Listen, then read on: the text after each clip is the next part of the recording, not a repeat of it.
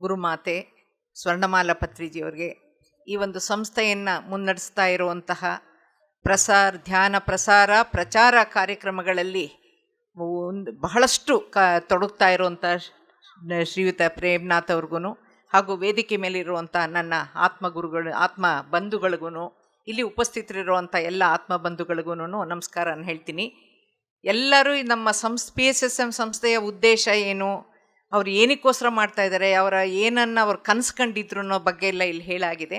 ನಾನು ಪಿರಮಿಡ್ ಕುರಿತು ಮತ್ತು ನಾನು ಆಧ್ಯಾತ್ಮಕ್ಕೆ ಹೇಗೆ ಬಂದೆ ಅನ್ನೋದಕ್ಕೆ ಸರ್ ಪರಿಚಯ ಆದ ಮೊದಲನೇ ದಿವಸ ಏನು ಹೇಳಿದ್ರು ಅನ್ನೋ ವಿಚಾರನ ಹೇಳೋಕ್ಕೆ ಇಷ್ಟಪಡ್ತೀನಿ. ಮೈಸೂರಿಗೆ ಬಂದಾಗ ನಮ್ಮನೆಗೆ ಬಂದರು, ನಮ್ಮನೆಯಲ್ಲೇ ಉಳ್ಕೊಂಡಿದ್ರು. ಬಹಳ ಸರಳ ವ್ಯಕ್ತಿ. ಆಗ ಹೇಳಿದೆ, ನಾವು ಇವ್ರು ನಮ್ಮ ತಾಯಿ, ಇವ್ರು ನಮ್ಮ ತಂದೆ, ಇವ್ರು ನಮ್ಮ ಅತ್ತೆ ಅಂತೆಲ್ಲ ಪರಿಚಯ ಮಾಡಿಬಿಟ್ಟು ನನ್ನ 2ನೇ ಮಗಳನ್ನ ಗುರ್ತು ಮಾಡಿಬಿಟ್ಟು, ಇವಳು ನನ್ನ 2ನೇ ಮಗಳು, ಇವಳದೇ ನನಗೆ ಸಮಸ್ಯೆ, ಅವಳಿಗೆ ಸ್ಪೀಚ್ಲೆಸ್ ಪ್ರಾಬ್ಲಮ್ ಇತ್ತು, 6 ವರ್ಷ ಆದರೂ ಮಾತು ಬಂದಿರಲಿಲ್ಲ, ಹಾಗಾಗಿ ಅವಳಿಗೆ ಯಾವಾಗಲೂ ಆರೋಗ್ಯನೇ ಇರಲ್ಲ, ಅದು ಒಂದೇ ನನಗೆ ಸಮಸ್ಯೆ ಅಂತಂದೆ. ಪರಿಚಯ ಆದಾಗ ಮೊದಲಿನಿಂದ ಕೊನೆಯವರೆಗೂ ನಾನು ಅವ್ರ ಹತ್ರ ಬೈಸ್ಕೋತಾನೆ ಹೊಡೆಸ್ಕೊಂಡೇ ಮುಂದೆ ಬಂದಿರೋದು. ಅಂದರೆ ಪೆಟ್ಟು ಕೊಟ್ಟರು ಮುಂದೆ ಬರ್ತೀವಿ ಅನ್ನೋಕ್ಕೆ ನಾನೇ ಜೀವಂತ ಸಾಕ್ಷಿ. ಆಗ ತಕ್ಷಣ ಹೇಳಿದ್ರು, ವಾಟ್ ಆರ್ ಯು ಸ್ಪೀಕಿಂಗ್ ಅಂತ ಕೇಳಿದ್ರು. ನನಗೆ ಇದೇನು ಇಷ್ಟು ಹೊರಟಾಗಿ ಹಿಂಗೆ ಹೇಳಿಬಿಟ್ರ ನೋಡಿ. ಹೇಳಿದ್ರು, ನಿನ್ನ ಮಗಳು ನಿನ್ನನ್ನು ಆರಿಸ್ಕೊಂಬಂದಿರೋದು ನಿನ್ನನ್ನು ಆಧ್ಯಾತ್ಮಿಯನ್ನಾಗಿ ಮಾಡೋಕ್ಕೆ ಹೊರತು ಅವಳು ಪ್ರಾಬ್ಲಮ್ ಅಲ್ಲ. ನೀನು ಆಧ್ಯಾತ್ಮಕ್ಕೆ ಎಂಟ್ರಾಗಲಿ ಅನ್ನೋಕ್ಕೆ ಅವಳು ಬಂದಿದ್ದಾಳೆ. She is a evolved soul. ಹಾಗಾಗಿ ಅವಳು ಬಂದಿರೋದು. You are being introduce to spirituality, ಥ್ಯಾಂಕರ್ ಅಂತಂದರು. ನಾನು ಥ್ಯಾಂಕ್ಸ್ ಅಂತ ಹೇಳಿದ್ದೆ ಅವಳಿಗೆ. ಅದು ನಿಜ ಆಯಿತು.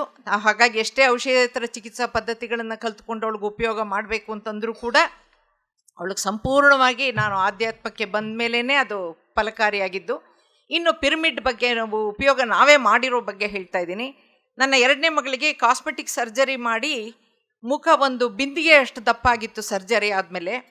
ನಾವೊಂದು 1.5 by 1.5 ಪಿರಮಿಡ್ ಇದ್ದದ್ದನ್ನು ಹಾಸ್ಪಿಟ್ಲಿಗೂ, ಸರ್ಜರಿ ಆದ ಮಹಾವೀರ್ ಜೈನ್ ಹಾಸ್ಪಿಟ್ಲಿಗೂ ತೊಗೊಂಡು ಹೋಗಿದ್ವಿ. ಆಪ್ರೇಷನ್ ಆದಮೇಲೆ ಎಲ್ಲ ಹೇಳಿದ್ವಿ, ಇನ್ನೊಂದು ತಿಂಗಳಿರುತ್ತೆ ಸ್ವೆಲ್ಲಿಂಗು, ಬ್ಲೀಡಿಂಗ್ ಇರುತ್ತೆ, ನೇಸಲ್ ಬ್ಲೀಡಿಂಗ್ ಇರುತ್ತೆ, ಅದನ್ನೆಲ್ಲ ಯು ಹ್ಯಾವ್ ಟು ವಿತ್ಸ್ಟ್ಯಾಂಡ್ ಅಂತ ಹೇಳಿದ್ರು. ಆಯಿತು ಅಂತಂದ್ವಿ. ಆಮೇಲಿಂದ ಅವ್ರು ಹೋದ ತಕ್ಷಣ ಪಿರಮಿಡ್ ಅಂತ ತೆಗೆದು ಅವಳು ಮುಖದ ಮೇಲೆ ಇಡೋದು. ಅವ್ರು ಬರ್ತಾರೆ, ವಿಸಿಟ್ ಇದೆ, ಡಾಕ್ಟರ್ ವಿಸಿಟ್ ಅಂದರೆ ಪಿರಮಿಡ್ ಅಂತ ತೆಗೆದು ಮಂಚದ ಕೆಳಗಿಡೋದು. ಇದೇ ಥರ ಮಾಡ್ತಾ ಬಂದ್ವಿ. 5 ಡೇಸ್ಗೆ ಬ್ಲೀಡಿಂಗ್ ನಿಂತೋಯ್ತು. 1 ಮಂತ್ ಅಂದಿದ್ದು. ಮುಖ ಇಷ್ಟು ದಪ್ಪ, ಬಿಂದಿಗೆ ಅಷ್ಟು ದಪ್ಪ ನಿಜವಾಗ್ಲೂ ಆಗಿತ್ತು. I am not exaggerating. ಅದು ಪೂರ್ತಿ ನಾರ್ಮಲ್ ಸ್ಟೇಜಿಗೆ ಬಂತು ಅದು. ಆಮೇಲೆ ಹೀಲಿಂಗು ಕೂಡ ಬೇಗ ಆಗೋಯ್ತು. ಆಮೇಲೆ ಇವ್ರು ಕೇಳಿದ್ರು, ಡಾಕ್ಟರ್ ಕೇಳಿದ್ರು, ಐ ಆಮ್ ರಿಯಲಿ ಅಸ್ಟಾನಿಶ್ಡ್, ಇದೇನು ಆಗ್ತಾ ಇದೆ, ಇದು ಇಷ್ಟು ಬೇಗ ಹೀಲ್ ಆಗೋಯ್ತಲ್ಲ, ಯಾವಾಗಲೂ ಸಾಮಾನ್ಯ 1 ಮಂತ್ ಬೇಕು ಸ್ವೆಲ್ಲಿಂಗ್ ಇಳಿಯೋಕ್ಕೆ ಅಂದರು. ಆಗ ಇದೇ ಚಾನ್ಸು ಅಂತ ನಮ್ಮ husband, sir we are using pyramid ಅಂತ ತೋರಿಸಿದ್ವಿ. ಹಿಂದೆ ಮುಂದೆ ಇದೇನು ಮಾಡುತ್ತೆ ಅಂದರು. ಅದೆಲ್ಲ ಏನು ಮಾಡಬೇಕು ಅದೆಲ್ಲ ಮಾಡಿದೆ ಸರ್ ಅಂತ. ನೀವು ಏನೇನು ಆಶ್ಚರ್ಯ ಪಡ್ತೀರೋ ಅದೆಲ್ಲ ಪಿರಮಿಡ್ ಮಾಡಿದೆ ಅಂತ ಹೇಳಿದ್ವಿ. ಅದೊಂದು ನಮ್ಮ ಜೀವನದಲ್ಲಿ ಒಂದು ಜೀವಂತ ಅನುಭವ. 2ನೇ ಅನುಭವ, ಹೊಸದಾಗಿ ಚಂದ್ರಶೇಖರ್, ವಿಜಯ, ನಾವು ಎಲ್ಲ ಹೊಸದಾಗಿ ಫಸ್ಟ್ ಫಾರ್ಮ್ ಆಗಿದ್ದವು. 5 ಜನ ಸೇರಿ ಪಿರಮಿಡ್ ಸಂಸ್ಥೆಯನ್ನು ಶುರು ಮಾಡಿದ್ವಿ ಮೈಸೂರಲ್ಲಿ. ಚಂದ್ರಶೇಖರ್ನವರು 2 ವೀಲರ್ನಲ್ಲಿ ಬರುವಾಗ ಆಕ್ಸಿಡೆಂಟ್ ಆಗೋಯ್ತು. ಮುಖ ಎಲ್ಲ ಹೆಲ್ಮೆಟ್ ಇರಲಿಲ್ಲ ಆವಾಗ. ಮುಖ ಎಲ್ಲ ತುಂಬಾ ಗಾಯ ಆಯಿತು, ಕೈ ಎಲ್ಲ ಗಾಯ ಆಯಿತು. ಆಕ್ಸಿಡೆಂಟ್ ಆದವ್ರು ಗಾಡಿ ಸಮೇತ ತಿರುಗಿ ನಮ್ಮನೆಗೆ ಬಂದರು. ಪಿರಮಿಡ್ ಇದ್ರೆ ಕೊಡಿ ಅಂತ ಕೇಳಿದ್ರು. ಪಿರಮಿಡ್ ಇದೆ ಅಂತ ಕೇಳಿದ್ವಿ. ಅಲ್ಲ, ಒಂದು ATS ತೊಗೋಬೇಕಿತ್ತು, ಇಷ್ಟೊಂದು ಮಣ್ಣಾಗಿ ಗಾಯ ಆಗಿದೆ ಅಂದರೆ ಪಿರಮಿಡ್ ಕೊಡಿ ಅಂದರು. ಪಿರಮಿಡ್ ಕೊಟ್ಟೆ. ಅಲ್ಲಿ ಆರಾಮಾಗಿ ರೂಮಲ್ಲಿ ಹೋದರು. ಪಿರಮಿಡ್ ಮುಖದ ಮೇಲೆ ಇಟ್ಕೊಂಡು ಮಲ್ಕೊಂಡ್ಬಿಟ್ರು. ಹಾಗೆ ಒಂದು ಮಾತ್ರೆ ತೊಗೊಳ್ಳಿಲ್ಲ, ಒಂದು ಪೇಯ್ನ್ ಕಿಲ್ಲರ್ ಒಂದು ಕರೆ ಇಲ್ಲದ ಹಾಗೆ ಮುಖದ ಮೇಲೆ ಆಗಿದ್ದಂಥ ಅಷ್ಟೂ ಗಾಯಗಳು ವಾಸಿಯಾಗೋಯ್ತು. ಹಾಗಾಗಿ ನಮಗೆ ಮೈಸೂರಿನಲ್ಲಿ ಪಿರಮಿಡ್ ದೊಡ್ಡದು ಕಟ್ಟಬೇಕು ಅಂತ ಭಾಳ ಆಸೆ ಪಟ್ಟಿದ್ವಿ. ಆಗೇನು ಒದಗಿ ಬರಲಿಲ್ಲ. ಆದರೆ ಚಂದ್ರಶೇಖರ್ ಅವರು ಅವ್ರ ಮನೆ ಮೇಲ್ಗಡೆನೇ ಒಂದು ರೂಫ್ ಟಾಪ್ ಪಿರಮಿಡ್ ಕಟ್ಟಿದ್ರು. ಆವಾಗ ನಮಗೆ ಈ ಆಸ್ಟ್ರಲ್ ಟ್ರಾವೆಲ್, ಸೂಕ್ಷ್ಮ ಶರೀರಯಾನದ ಬಗ್ಗೆ ನಮಗೆ ಇಂಟ್ರೊಡಕ್ಷನ್ ಆಗಿತ್ತಷ್ಟೇನೆ. ಆಗ ವಿಜಯ ಕೇಳಿದರು, ನಾನು ಆಸ್ಟ್ರಲ್ ಟ್ರಾವೆಲ್ನ ಮಾಡ್ಕೊಳ್ಳೋಕ್ಕೆ ಈ ಪಿರಮಿಡ್ಡಲ್ಲಿ ಮಲ್ಕೊಂಡು ಮಾಡ್ಬೋದಾ ಅಂತ ಕೇಳಿ, ಹೋಲ್ ನೈಟ್ ಅಂತಂದರು. ತಕ್ಷಣ ಅದೇ ಪಿರಮಿಡ್ ಕಟ್ಟಿಸಿ ಅವರು ಸಾರ್ವಜನಿಕವಾಗಿ ಯಾರು ಬೇಕಾದ್ರೂ ಬಂದು ಧ್ಯಾನ ಮಾಡ್ಬೋದು ಅಂತಂದು ಅವಕಾಶ ಮಾಡಿಕೊಟ್ಟು, ವಿಜಯ ಆ ಪಿರಮಿಡ್ಡಲ್ಲೇನೇ ಮಲಕ್ಕೊಂಡು ಅವತ್ತು ಆಸ್ಟ್ರಲ್ ಟ್ರಾವೆಲ್ ಆಯಿತು ಅವಳಿಗೆ. ಅದಾದಮೇಲೆ ನಮಗೆ ಪಿರಮಿಡ್ ಟೂರ್ ಅಂತ ಹೋಗಿದ್ವಿ. ಹಂಪಣ್ಣ ಸರ್ ಹೇಳಿದ್ರಲ್ಲ ಆವಾಗ, ಪಿರಮಿಡ್ಡಲ್ಲಿ ಕೂತ್ಕೊಂಡು ನನ್ನ ಪೂರ್ವಜನ್ಮ ನೋಡ್ಕೊಂಡಿದ್ದೀನಿ, who is my astral master ಅಂತ ನೋಡ್ಕೊಂಡಿದ್ದೀನಿ, ನನ್ನ ಲೈಫ್ ಪರ್ಪಸ್ ಏನು ಅಂತ ನೋಡಿಕೊಂಡೆ. ಧ್ಯಾನ ಪ್ರಸಾರ ಪ್ರಚಾರ ಅಂತ ಬಂತು. ಆಗಲೇ ಕೆನರಾ ಬ್ಯಾಂಕಲ್ಲಿದ್ದೆ ನಾನು ಆಫೀಸರಾಗಿ. ಆಗ ಸ್ಪೆಷಲ್ VRS ಅಂತ ಅಂದ್ಬಿಟ್ಟು ಗೋಲ್ಡನ್ ಶೇಕ್ ಹ್ಯಾಂಡ್ ಅಂತ ಇಂಟ್ರೊಡ್ಯೂಸ್ ಆಯಿತು. ಇನ್ನು 12 ವರ್ಷ ಸರ್ವೀಸ್ ಇತ್ತು. ಫಸ್ಟ್ ನಾನೇ VRSಗೆ ಅಪ್ಲಿಕೇಶನ್ ಕೊಟ್ಟು ಆಚೆ ಬಂದೆ.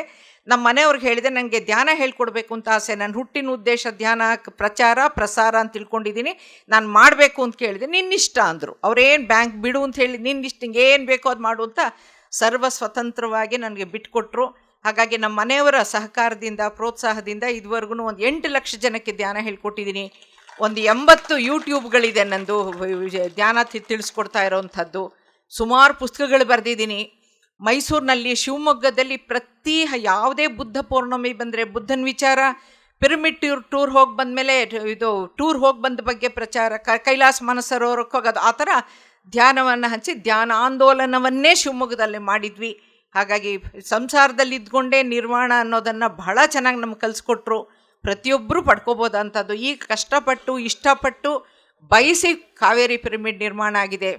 ಎಲ್ಲರೂ ಒಂದು ಇದನ್ನು ಟೂರಾಗಿ ಬರ್ತಿದ್ದೀನಿ ಅಂತನೋ ಅಥವಾ ಎಲ್ರಿಗೂ ಪರಿಚಯಿಸ್ತಿದ್ದೀನಿ ಅಂತನೋ ಜ್ಞಾನ ಪ್ರಸಾರ ಮಾಡ್ತೀನಿ ಅಂತನೋ, ಒಟ್ಟಲ್ಲಿ ನೀವೆಲ್ಲ ಬಂದು ಇದನ್ನು ಉಪಯೋಗ ಮಾಡಿಕೊಂಡ್ರೆ ಇಷ್ಟು ಕಷ್ಟಪಟ್ಟು ಇಷ್ಟಪಟ್ಟು ನಿರ್ಮಾಣ ಮಾಡಿದವ್ರಿಗೂ ಸಂತೋಷ ಆಗುತ್ತೆ, ನಿಮ್ಮ ಜೀವನ ಪಾವನ ಆಗುತ್ತೆ ಅಂತ ಹೇಳ್ತಾ, ನನಗೂ ನೆನ್ನೆನೂ ಸುಮಾರು ವಿಚಾರ ಹೇಳಿದ್ದೆ, ಹೆಚ್ಚು ಟೈಮ್ ತೊಗೊಳ್ಳೋಕೆ ಇಷ್ಟ ಇಲ್ಲ. ಎಲ್ರಿಗೂ ಧನ್ಯವಾದಗಳನ್ನ ಅರ್ಪಿಸ್ತಾ, ನಿಮ್ಮ ಜೀವನದ ಒಂದು ಗುರಿ ಧ್ಯಾನ ಕಲಿಬೇಕು, ಧ್ಯಾನದಿಂದ ಆರೋಗ್ಯ, ಧ್ಯಾನದಿಂದ ಜ್ಞಾನ, ಧ್ಯಾನದಿಂದ ಮುಕ್ತಿ ಅನ್ನೋದನ್ನು ನಿಜ ಮಾಡ್ಕೊಳ್ಳಿ ಅಂತ ಹೇಳ್ತಾ ನನ್ನ ಮಾತುಗಳನ್ನು ಮುಗಿಸ್ತೀನಿ. Thank you, thank you, thank you.